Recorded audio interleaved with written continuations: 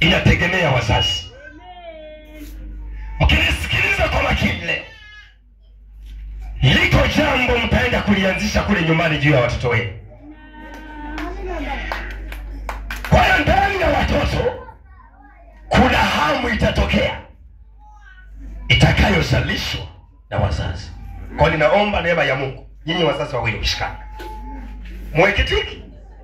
Baba apenda kuuliza maendeleo ya watoto wako nyumbani, pamoja huko bisi na mambo mengine, Mungu atakutendea. Unanielewa? Mama, pambana sana na kulea familia yako. Bwana Yesu asifiwe. Inua mikono tuelekeze nguvu kwa ajili ya ndugu zetu ambao hawapo hapa. Sema Bwana Yesu, asante kwa ajili ya siku ya leo. Wewe ni mwema sana, na wewe ni Mungu mkuu, Baba wa milele, Mungu nayeishi saa majira haya.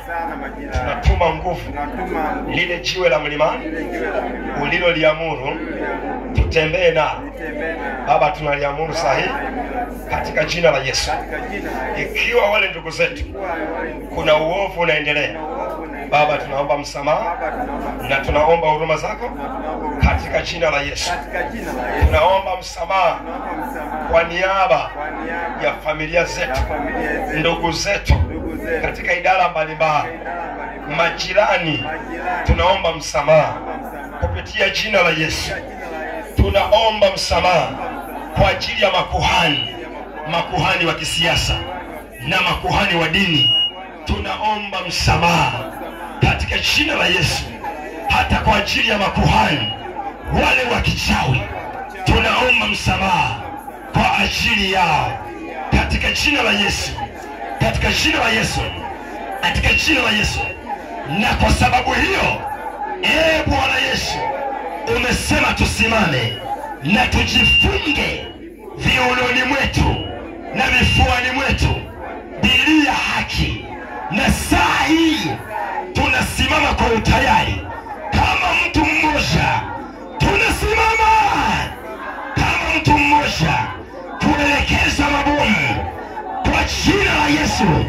Kila eneo ambalo shetani ameinua mapembe yake, kuanzia sasa tunaelekeza mabomu. Jumapili ya leo, lile jiwe la kutoka mlimani likapasua kila sanamu iliyochongwa kwa sura ya wanadamu, kwa sura ya Mtanzania. Sema jiwe,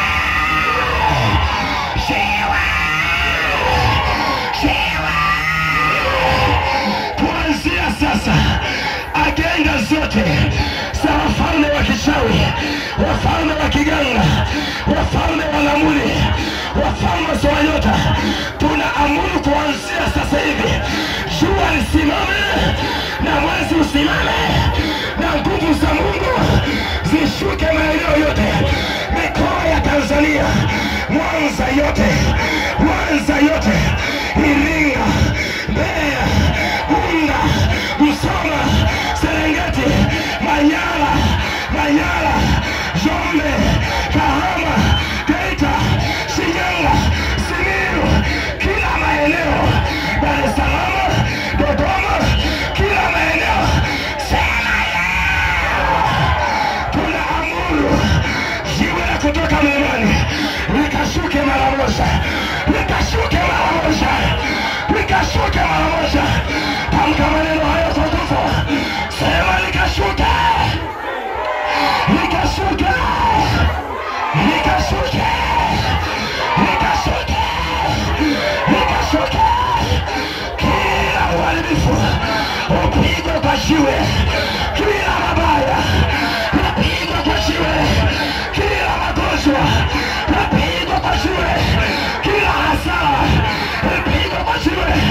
Sema tunakamata kila lango la chanzo cha vita, chanzo cha mabaya, lile lango likamatwe mara moja. Inua sauti, likamatwe mara moja, likamatwe mara moja, likamatwe mara moja, likamatwe mara moja. Sema likamatwe kwa jina la Yesu, kwa jina la Yesu, kwa jina la Yesu. Lango la mabaya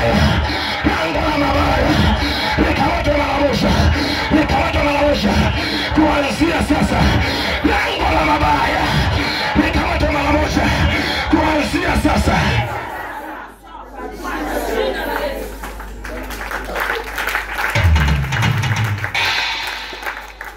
Shughuli yoyote unayoifanya tofauti na viongozi wangu wa kazi, achana nayo. Story achana nazo. Hii ni saa ya Mungu. Yusufeni hiyo hapo. Hii ni saa ya Mungu. Hii ni saa ya Mungu. Shughuli yoyote unayoifanya isitishe, tofauti na viongozi wangu wanaotenda kazi. Kazi yako kubwa ni kunisikiliza mimi.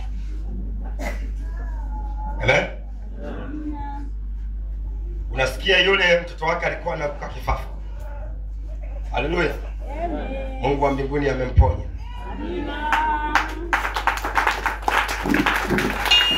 Mwamini Mungu na mtukufu. Lazaro amekuja na mtoto wake akiwa anakuka kifafa sana. Haleluya. Sasa hivi una siku ngapi?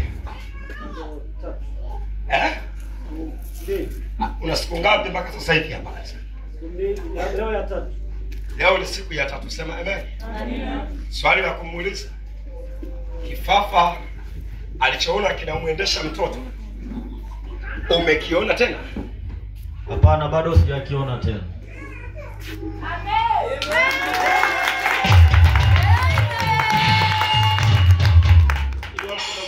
Safari ya mateso lazima isitishwe. Safari ya mabaya lazima izuiwe. Kisha mkono sema tunaelekeza nguvu za moto. Kwa sababu Yesu alipomwona yule mwanamke kambeba mtoto amekufa, akainua mkono juu akasema, kuanzia sasa hautaenda kuzika huyu mtoto. Na mimi najitangazia leo, sitazika maisha yangu kabla ya wakati. Sitazika watoto wangu kabla ya wakati. Sitazika maisha yangu kabla ya wakati.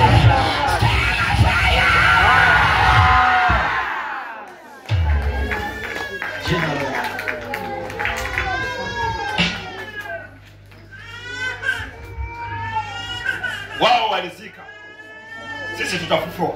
Amen. Sema amen. Amen. Hautazika wewe. Amen. Biashara hautazika. Amen. Ndoa hautazika. Uchumi hautazika. Mungu ananiambia mbali zaidi, hata miaka yako hautaizika. Amen. Narudia tena, hautaizika. Hautaizika. Hautazika. Hautazika. Hata kama umeingia hapo unauma mgongo, leo ni uponyaji wako kwa jina la Yesu. Hautazika. Amina. Hautazika. Mimi ndio nasema nimekataa. Unanielewa eh? Haya majira ni ya kutembea vizuri. Sema amen. Kiwa naongea na mwana mmoja siku ya Ijumaa, ananiambia huko mtaani wanamshangaa Mungu wangu. Yaani watu wanamshangaa nini? Mungu wake. Wanauliza, tulikuzoea tunatembeaga tu mdogo mdogo. Sema amen. Lakini tunachokiona sasa wanamshangaa Mungu. Na wacha watu wamshangae Mungu wako kwa jina la Yesu. Sikiliza kwa makini. Sikiliza kwa makini. Sikiliza kwa makini. Iliitwa kuwa ni wiki ya kuwa hodari kupigania miujiza mikubwa. Pamoja. Lakini tulianza kuzungumza kwa habari ya nguvu ya kustawi katikati ya adui, mchokozi na jeuri. Sema amen. Na tukajua sababu ya Penina kumchokoza Hana. Sema amen. Na kisha tukaelewa kanuni ya mtu anayechokozwa anatakiwa akimbilie wapi. Naomba masikio yako. Lakini tukafika mbali.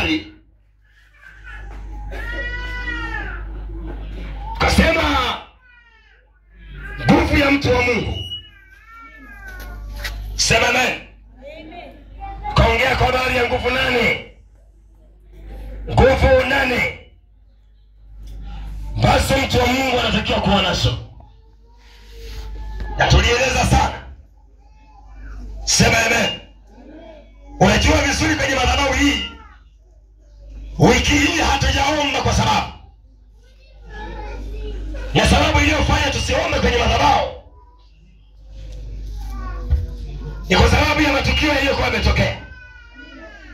Saidia kusema amen. Naomba uniruhusu nifanye kazi dakika 30. Na kisha nimruhusu Mungu, kama nilivyosema redioni, kwamba maombi ndiyo yaliyosemesha mbingu ziseme. Saidia kusema amen. Kama siyo maombi, zile mbingu zisingesema, zikamtoa malaika aje amwamshe Petro gerezani.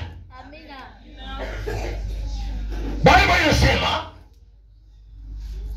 kanisa likamwomba Bwana, na baada ya kanisa kumwomba Bwana, sema amen, mbingu zikasema, na Mungu akaamuru kumtuma malaika. Sema amen.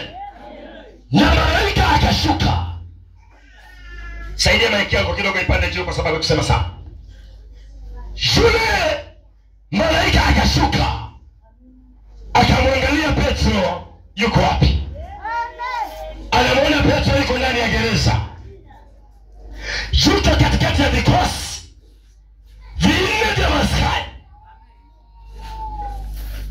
Biblia inasema malaika akaenda moja kwa moja alipokuwa mbele ya Petro, kampiga ubavuni. Mwambie mwenzako leo atakupiga ubavuni. Kampiga ubavuni. Alafu akamwambia amka. Kamwambia amka. Sema amen. Lakini malaika hakuishia hapo. Alipomwambia amka, kamwambia vaa viatu vyako. Hataki aache viatu gerezani. Kamwambia vaa na nguo yako. Hataki aache nguo yake gerezani. Kamwambia vaa na mkanda wako. Halafu baada ya hapo nifuate. Petro anatembea kana kwamba yuko kwenye maono. Lakini chanzo cha malaika kutumwa ni maombi ndani ya kanisa. Pigia Yesu makofi kwa sababu hii. Chanzo cha malaika kuja, chanzo cha Mungu kukukumbuka ni maombi ya watakatifu. Maombi yako yotolewa ibada hii yatajibiwa kwa jina la Yesu. Haleluya, haleluya. Nilikwambia utofauti wa mimi na wewe sio imani. Sema amen. Tofauti wa mimi na wewe ni nguvu ya imani. Utofauti wa mimi na yule mchungaji sio swala kuombea watu kupona. Tofauti wa mimi na yule ni nguvu ya kuombea watu wapone. Amen. Sijui kama kuna watu wananielewa hapa. Halo. Nikakwambia utofauti wa mimi na mpagani au sisi na wapagani sio kutamka maneno yanayoumba vitu. Watu wasemi amina. Kuna upande na ukia nao hapa. Kasema utofauti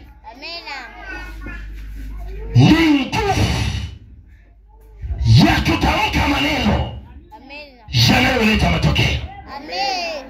Yeye ana imani, mimi nina nguvu ya imani. Yeye ana uponyaji, mimi nina nguvu ya uponyaji. Yeye ana maneno yanayotamka, mimi nina nguvu ya maneno yanayotamka. Yeye ana neno la uzima, mimi nina nguvu ya neno la uzima. Siamini nazisikia wapi hapa? Kwa hiyo utofauti wa sisi na wao ni power. Hapo nielewe. Popote unapotembea, popote unapokwenda, lazima uelewe utofauti wa Kapanga na wengine. Lazima uelewe utofauti wako na wale wengine wanaokubeza. Hata kama wana magari, hata kama wana majumba, hata kama wana mali, ulizonazo wewe zina wingi kuliko za kwao kwa jina la Yesu. Muda kitambo kidogo tu. Ni muda kitambo kidogo tu. Mwambie mwenzako, shika mkono. Mwambie utofauti ni nguvu. Sio maneno yake, sio mahubiri yake. Utofauti ni nguvu. Sasa tunaenda kutembea na uashirio wa nguvu hadi kwa bosi wako, hadi kwa mumeo, hadi kwa mkeo. Kama una mume waka mpeani mikono, haya ni majira utapeana naye mikono kwa jina la Yesu. Kama una bosi wako waka mpeani mikono, sasa hivi utapeana naye mikono kwa jina la Yesu. Kuna jambo litatokea hata kama usemi amina. Kuna kitu kitatokea hata kama usemi amina. Natamani duka kubwa nitaenda kuligusa kwa jina la Yesu. Natamani kazi kubwa nitaenda kuligusa kwa jina la Yesu. Roho wa Bwana ananiambia majira haya jua litasimama, na mwezi utasimama, na kazi za adui zitasimama. Mashujaa wa Wanakondoo wataiendea maana yao. Mashujaa manabii wa Mungu wataiendea maana yao. Majasiri walio majasiri kama simba wataziendea miji yao. Na nenda kwa habari ya wazazi waliopoteza nguvu ya uzao, waliopoteza nguvu ya kazi, waliopoteza nguvu ya miaka. Haya ni majira tarajia kupokea. Sambo anasema amina. Amina tatu zilizoshiba. Haleluya, haleluya. Mgonge mwenzako begani, mwambie utofauti ni nguvu. Mgonge tena, mwambie utofauti ni nguvu. Mgonge tena hata kama hana imani, mwambie utofauti ni nguvu. Mwambie maneno yako yanichanganye, imani yako yanichanganye, kuponya kwako kunichanganye, siri zako zinichanganye. Tofauti wa mimi na wewe, mwambie ni nguvu za Mungu. Wewe uliyepoteza nguvu, pokea kwa jina la Yesu. Amen. Uliyepoteza nguvu, pokea kwa jina la Yesu. Amen. Na ione Tanzania ikipokelewa na nguvu. Wale kitakachoamua Tanzania sio wanasiasa, ni nguvu ya Mungu aliye hai. Itakayosiwa na madhabahu, hebu ichote nguvu kwenye madhabahu. Achilia Tanzania, achilia Tanzania, achilia Tanzania. Kila mateka piga kila sema njoo. Haleluya, haleluya, haleluya. Na ndio maana unaona mitaani huko watu wanamsema sana mchungaji Kapanga. Sema amen. Wacha nikupe majibu haya. Wiki hii iliyopita kuna mshirika nimemfukuza kanisani. Sema amen. Apostle Kapanga hapendi mchezo kwenye kazi. Hapendi mchezo kwenye kazi kabisa. Unanielewa vizuri eh? Unanielewa vizuri eh? Na nikamwagiza aombe msamaha haraka kabla washirika wa kanda hiyo hawajaamua kuachilia maisha. Kwa sababu shetani yuko duniani. Na kama shetani yuko duniani, anakuja kwa sura. Mimi nataka nikwambie hivi, akija kwa juu mpiga mishale, akija kwa chini mkanyage. Hiyo miguu yenyewe umepewa ya kuwatandika na mitama, chochote hakitasimama. Kwa hicho kichwa umepewa, akija kwa juu mpige hedi. Haushanielewa bado? Hizo ngumi umepewa, akija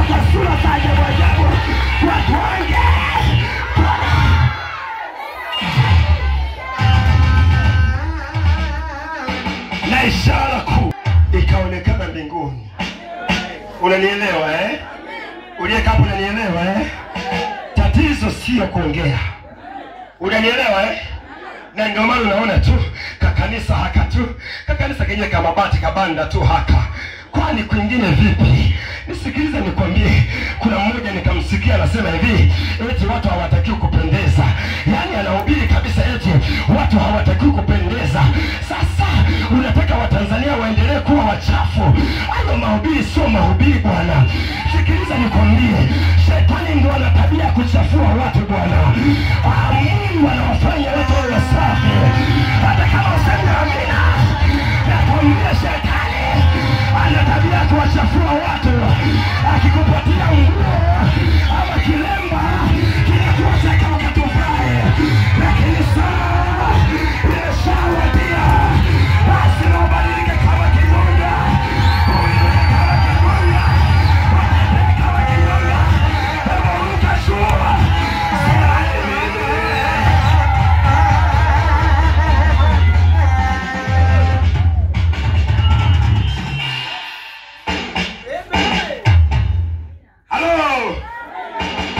ni waganga wa kienyeji na watu wenye mali za ndagu wakiambiwa na waganga hiyo nguo hautabadilisha, inabaki hivyo hivyo. Nisikilize nikwambie hivi, ukiona watu ni wachafu ujue ameshazidiwa na Yezebeli. Na ndio maana mimi nikimwona Yezebeli na mtandika kabisa. Kwa nini mke asiwe msafi? Wewe hawezi akavaa nguo ile kuanzia mwezi wa mwaka eti hadi mwisho wa mwaka. Piga kesema haiwezekani.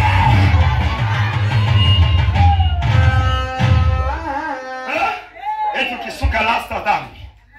Dhambi? Unaijua dhambi wewe? Unaijua dhambi wewe? Tutaozesha au tutaona kwa wazee sasa. Wamekula ujana alafu wewe hamna. Ukisuka rasta sana.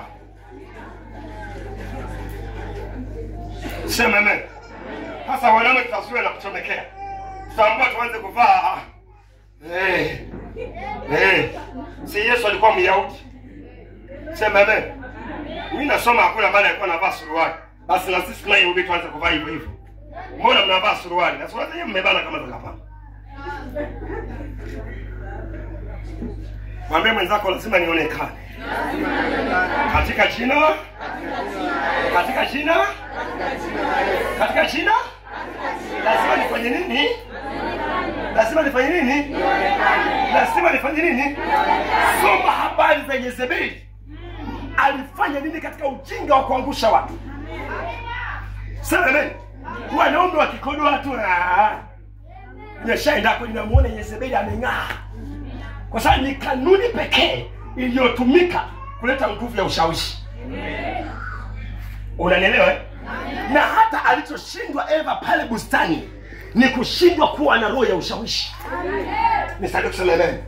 Sasa dunia inabadilishwa kwa nguvu. Sambamba na nguvu za Mungu lazima uwe na nguvu ya ushawishi.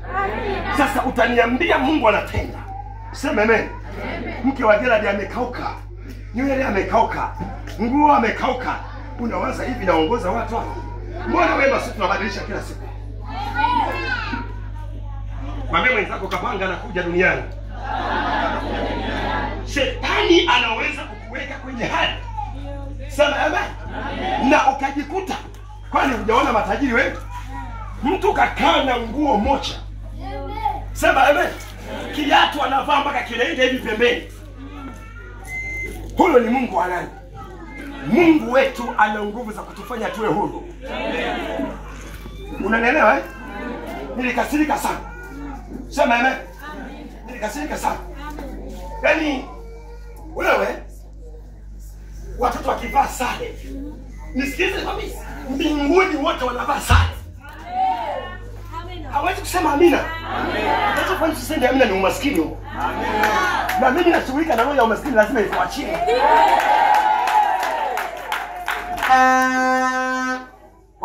Kwanza ameanza kuhubiri injili ya kitajiri. Wewe unasifiwa? Sasa kwa taarifa yako Yesu alikuja alijifanya maskini ili sisi tuwe nini? Matajiri. Kwa umaskini wake. Amina. Amina. Unanielewa? Sasa utajiri ni nini? ni pamoja na kuonekana. Ni pamoja na kufanya nini? Ni pamoja na kufanya nini? Jiweke, unapojiweka uone kama mtapendwa. Amina. Lazima nionekane.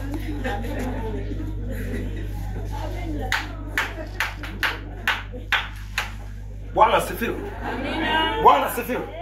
Na hii ndio maana ambayo nimesema mama lazima aonekane mahali pake. Na kijana lazima aonekane. Hebu vijana mliokuwepo siku ya Alhamisi mpunge mikono na mnipigie makofi bwana.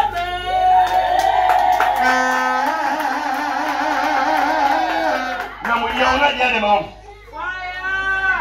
Sema amen. Biblia inasema Yesu alipotaka kumsaidia kijana, alimchukua mama akampeleka sehemu yake, akamchukua na baba akamtoa nje. Alafu akadili na kijana, akamshika kijana mkono akasema inuka. Unanielewa eh? Usifikiri nakuja kupapupa. Tena mama msinifelishe. Nimeshawaachilia tayari. Mkishindwa kuzalisha nguvu hii na mtawadai. Sema amen. Mtawadai. Sasa hivi nataka mnipe ripoti. Kuna baadhi ya wamama hawapo hapo hapo. Sina mchezo katika hilo. Hatufanyi huduma zingine. Kitu Mungu ametuletea ni upendo. Pendo ndio nguzo ya kwanza. Pendo ndio nguzo ya kwanza. Haleluya. Haleluya. Lakini pia nyinyi vijana, na ndani ya dakika chache zijazo mbele mtabaki hapa. Bwana asifiwe. Baada ya Mungu kuruhusu uponyaji. Sema amen. Naomba nisikilize taratibu kidogo. Asante sana kwa ajili ya nguvu ya watoto imekaa mahali pake. Na nimesema ninafundisha awamu 3 vijana. Na then baada hapo inaweka uongozi uliokamilika. Ninawaachia. Mwende. Sema amen. Msipotee wenyewe. Msipotee kwa sababu apostol kapanga hajasimama. Amen. Vizuri. Naomba nisikilize kwa makini. Roho Mtakatifu alikuwa amepata ajali kama nilipopata ajali ya Ijumaa. Amen. Lazima tubadilike. Sikiliza. Naongea kwa habari ya usingizi wa kurogwa. Usingizi wa nini? Usingizi wa nini? Ndio kitu ambacho naongea sasa. Habari ya usingizi wa kurogwa. Hebu sema usingizi wa kurogwa. Usingizi wa kurogwa. Kama ni kwaya ni nzuri inua sauti sema usingizi wa kurogwa. Usingizi wa kurogwa. Rudia tena sema usingizi wa kurogwa. Usingizi wa kurogwa. Rudia tena sema usingizi wa kurogwa. Usingizi wa kurogwa. Nguvu ya mtu wa Mungu katika kuwa na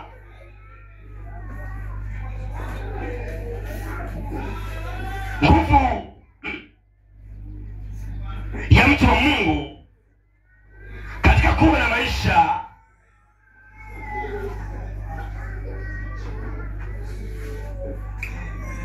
yaliyo na uhai. Nguvu ya mtu wa Mungu katika kuwa na maisha yenye uhai. Naongea kwa habari ya usingizi wa kurogwa. Na au kwa lugha nyingine, pisha nguvu za Mungu zitende kazi. Unanielewa? Amina. Pisha nguvu za Mungu zifanye nini? Zitende kazi. Zitende kazi. Sikiza vizuri sana. Usingizi wa kurogwa ni nini hiki? Usingizi wa kurogwa ni mtu aliyebebeshwa mzigo wa kusindikiza tatizo bila kushituka. Kabebeshwa mzigo, anasindikiza matatizo, hashituki. Anasindikiza ugonjwa, hasituki. Anayasindikiza maroho machafu, hasituki. Hashituki. Kuna watu wananishangazaga ikiwa na ubiri wako nje, saa ya maombi wanaingia ndani. Sikuombei. Sema amen. Usingizi wa kurogwa ni mtu aliyebebeshwa mizigo wa kusindika huyu mtu ni wa kusindikiza. Kalizika na magonjwa, kalizika na balaa, kalizika na mikosi, kalizika na hali za kukataliwa, kalizika na hali za madeni, kalizika na hali za kukoseshwa. Wapate watu sahihi, upate kazi. Mwambie mwenzako, huu unaitwa usingizi wa kuroga. Mwambie ndani yako umebebeshwa. Ndani yako umebebeshwa. Tulisema nguvu ya Mungu inatenda kazi kuanzia ndani ya mtu. Unaelewa? Na nguvu ya Mungu haiingii tu. Ni mtu anaitafuta, anaipata. Bwana Yesu asifiwe. Hata usingizi ninaoongelea sasa, ni mtu huyu anabebeshwa. Kwa hiyo anadua na jambo linalompesa. Ama kwa miaka miwili, ama kwa mwaka mzima, ama kwa siku 7. Ni jambo linalompesa.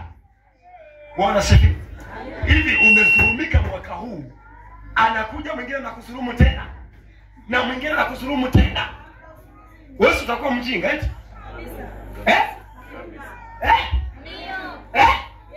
Jani anakusurumu leo, anakuja tena anakusurumu, bado umo.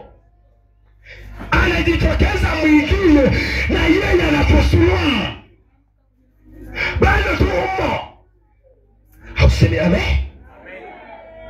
Jani umeashika mara ya kwanza, mara ya pili, anakuja mwingine tena yeye unashika. Una akili wewe? Amen. Sema amen. Sema amen.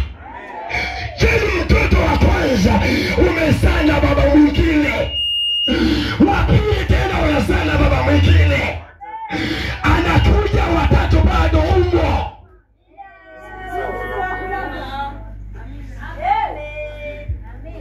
Kuna watu wanaingilia huko yanatokea huko. Amen. Yaani ukirudi nyumbani unavurugu zile huna adabu. Naomba niruhusu nitumie maneno magumu leo. Sasa kuna watu hapa wanapona hapa. Bwana Yesu asifiwe. Hivi umeacha ndoa ya kwanza, unaenda kuolewa nyingine, kisa mumeo hana mali.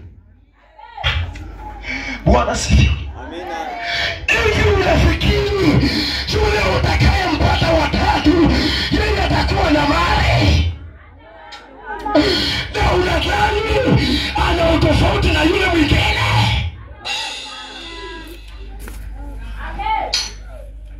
Mwambie mwenzako sio jibu la nguvu hilo. Jibu la nguvu ni kuamka. Amen. Baada ya mara ya kwanza, mara ya pili, Yesu anasema mpaka mara ya 3. Kuna watu wamenielewa hivi? Kuna watu wamenielewa, lakini wewe tukao na mumeo kila siku na uliza unanielewa?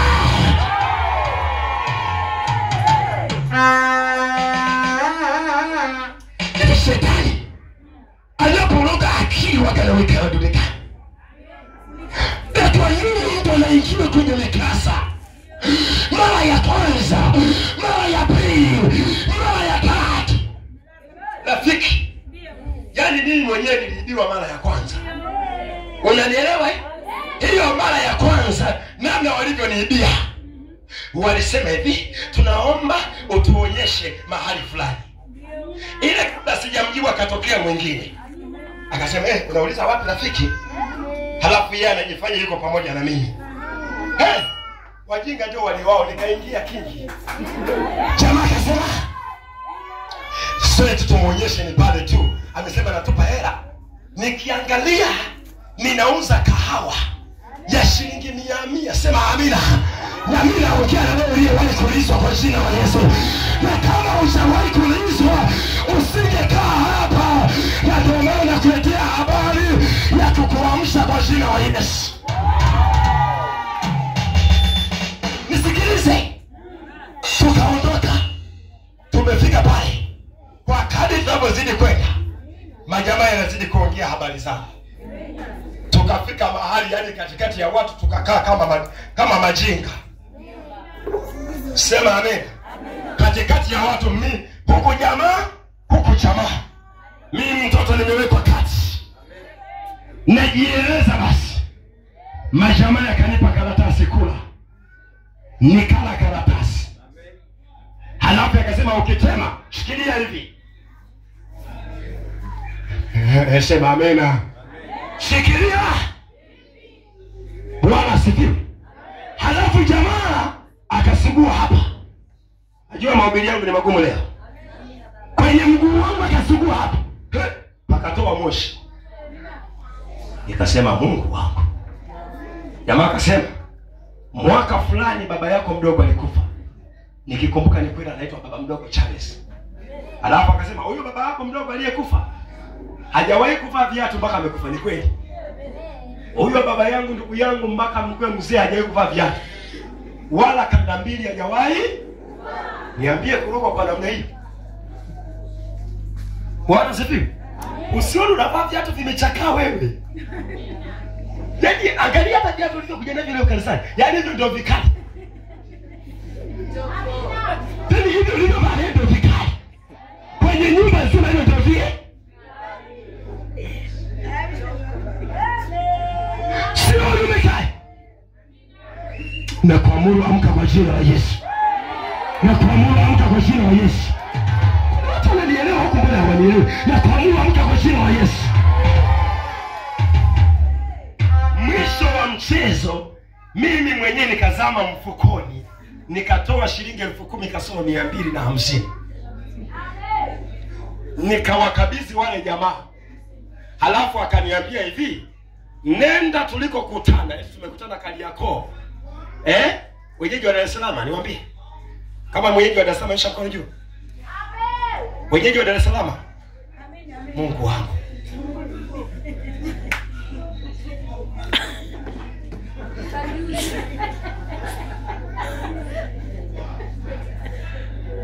Leo nimepata msaada. Hapa kwanza kwa Mungu papa kusafiri. Mungu wangu. Bwana asifiwe.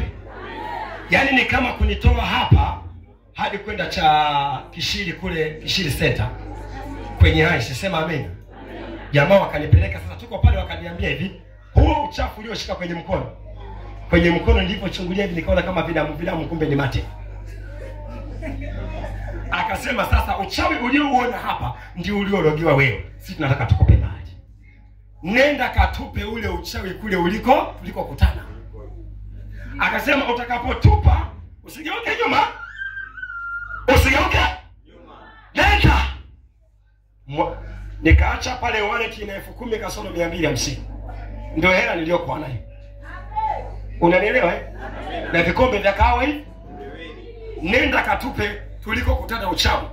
Akasema hivi, ukifika pale utaona utakapotupa hivi, utaona kijiwe kinarukaruka hivi. Ukiona kijiwe kinarukaruka hivi, kanyaga. Ukikanyaga kile kijiwe, ukiangalia pembeni utaona bahasha. Tumepita, utaona bahasha. Okota ile bahasha. Tayari wewe umeshakuwa tajiri. Ndugu yangu nikainuka ngunyu. Yaani nimefika hatua 3 moyo ukashipuka. Ninageuka niangalie watu niliokuwa nao siwaone hata mmoja. Bwana sifiwe. Tokea pale nimekutana na vibaka wezi kwa aina zake. Lakini hakuna mwizi aliwahi kuniingiza mkenge tena.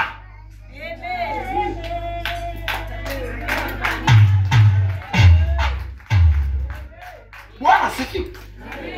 Unauliza mara ya kwanza uingie kingi, mara ya pili uingie kingi, mara ya 3. Bwana sifiwe. Ili kwenye maisha yako kuna kitu gani? Hebu sema huo unaitwa usingizi wa kurogwa. Hata kama unapita kwenye mateso, hauoni badiliko la mateso. Huko ni usingizi wa kurogwa. Uamke leo kwa jina la Yesu. Uamke leo kwa jina la Yesu. Uamke leo kwa jina la Yesu. Kuna jina la Yesu. Mimi ninakuja kwa uwezo wa mbinguni. Lazima tu uamke upende, usipende. Mwambie mwenzako haiwezekani. Mwambie tena haiwezekani.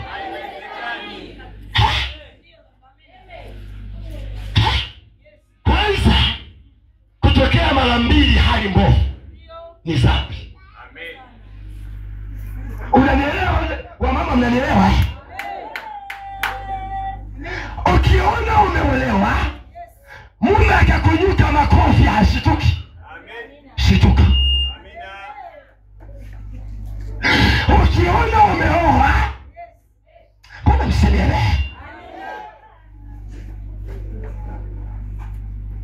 Kila siku baba unaongea na mke wako haelewi. Kifuatacho, shituka. Hapa kuna kitu. Hapa haiwezekani niwe na elimu kubwa inayoniruhusu kufanya kazi, halafu miaka inaenda sifanyi kazi. Shituka.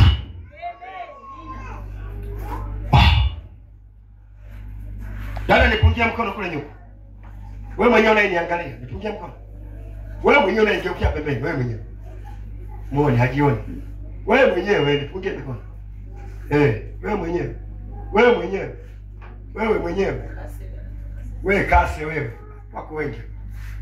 Si unaona huyu hapa mwenyewe. Yule pale mwingine. Bwana asifiwe. Wezi kukaa ndani ya gonjwa na aina moja lisiishi. Wezi kukaa ndani ya baraka watoto ya aina moja kusiwe na majibu. Hapo shituka. Kuna usingizi wa kurogwa. Kuna usingizi wa nini? Kuna usingizi wa nini? Kuna usingizi wa nini?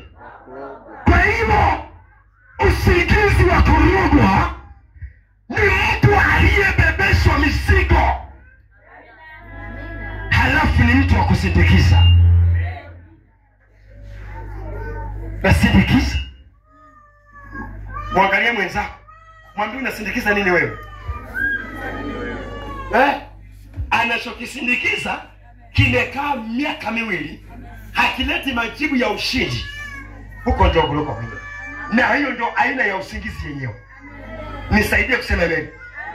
Nisaidie kusema amen. Yesu akasema, "Njooni kwangu ninyi nyote msumbukao na wenye kuelemewa na mizigo." Bwana asifiwe. Bwana asifiwe. Kwamba mwanadamu anaweza kubebeshwa mzigo ambao sio wa kwako.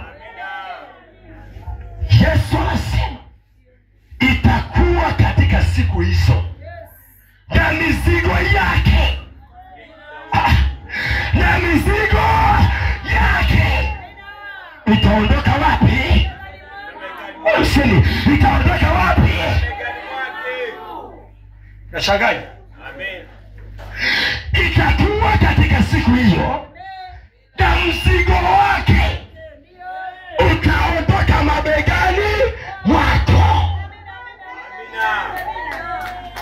Haya makofi mbona si haelewi? Lazima wewe ni mzigo wake, sio wa kwako. Ni mzigo wake, ni ugonjwa wake, ni balaa zake, ni matukano yake. Lazima yaondoke mabegani mwako. Sioni mgonjwa hapa na sioni maskini hapa, ila umewekewa maskini, umewekewa magonjwa. Ninakutambulisha leo kwamba lazima watakuachia kwa jina la Yesu. Hata kama usiposema amina, watakuachia kwa jina la Yesu. Tatizo ni nguvu. Bwana sifiwe. Naweza kusema amen, amina yako ikawa haina nguvu.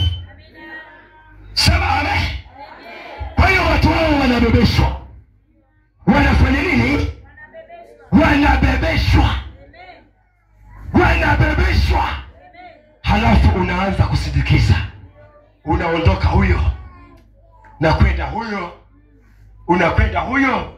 Ukijisikia tu kufanya lolote unafanya, wewe unahisi ni akili hiyo. Hiyo sio akili, huko ni kulogwa na huko ni kulazwa. Piga kelele na kataa kwa jina la Yesu. Piga kelele na kataa kwa jina la Yesu. Hebu nisikie kipande kisema na kataa. Kipande kile kataa. Kipande kile kataa. Mwangalie mwenzako, umebebeshwa mzigo wa aina gani? Muulize tena, uzao wako umebebeshwa mzigo wa aina gani?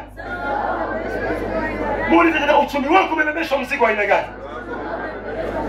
Muulize tena, familia yako imebebeshwa mzigo wa aina gani? Jesus.